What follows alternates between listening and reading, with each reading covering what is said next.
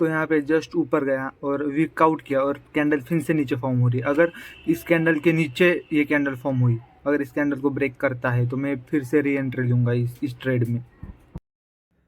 तो आज से हम डेली रोज एक ब्लॉग डालने वाले हैं। मैं एक फॉरेक्स ट्रेडर हूँ, तो फॉरेक्स ट्रेडर के बारे में मैं ब्लॉग डालने वाला कि किधर ट्रेड लिया, क्यों ट्रेड लिया। तो मैं एक स्ट्रगलर ट्रेडर हूँ। मैं भी प्रॉफिटेबल ट्रेडर होने का कोशिश कर रहा हूँ, लेकिन हुआ नहीं अभी तक। तो आज से हम करने वाले रोज़ ब्लॉग डालने। तो मैं बेसिकली सिर्फ GBP JPY ट्रेड करता हूँ।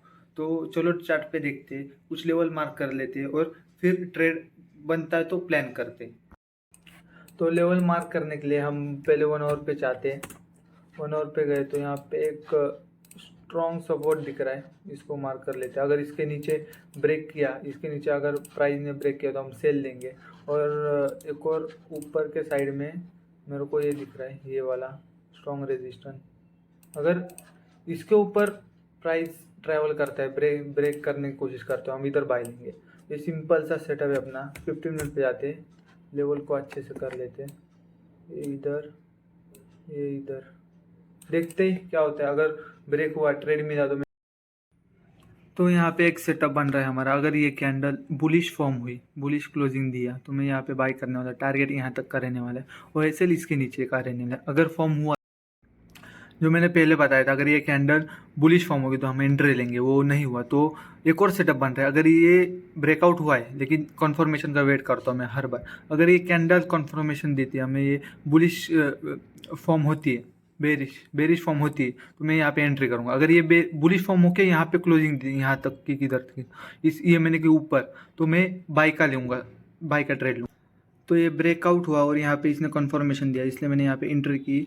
मेरा SL ये डोजी के ऊपर का SL है, 11 पिप का SL है और टारगेट 1:3 का रहता है, इसलिए यहाँ तक का टारगेट है। और एक और कारण है एंट्री करने का एक और कारण ये है कि उसका वॉल्यूम ज़्यादा था, इसलिए मैंने एंट्री की।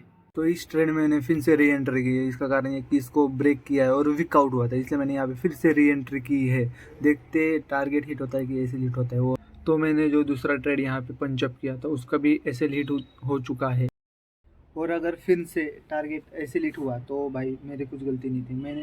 मैंने मेरा 100% दिया था। मैंने मेरे प्लान के उससे मैंने ट्रेड लिया था। दोनों भी ट्रेड मेरे प्लान के हिसाब से ही थे।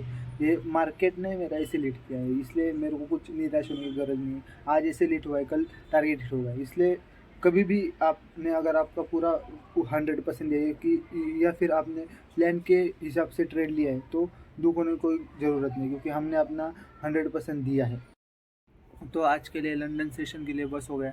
2 ट्रेड 2 ऐसे लेट हो गए। अब हम आएंगे न्यूयॉर्क सेशन में सुबह 6 बजे से लेकर 7:30 बजे। तो उधर अगर ट्रेड मिलता है तो ट्रेड करेंगे।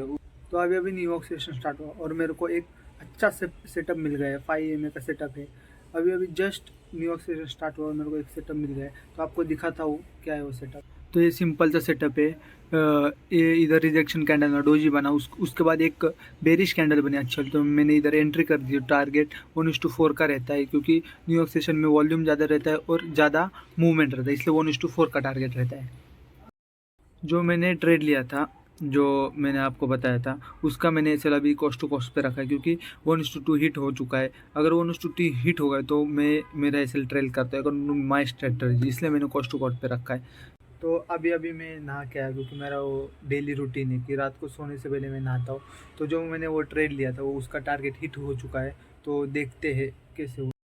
तो ये जो हमने इधर एंटर की थी, उसका टारगेट 1:4 का रखा था, वो 1:4 हिट हो चुका है, इसलिए हम अब ट्रेड में से आउट है। तो आज का टोटल प्रॉफिट एंड लॉस $1.20 का प्रॉफिट है आज हमको।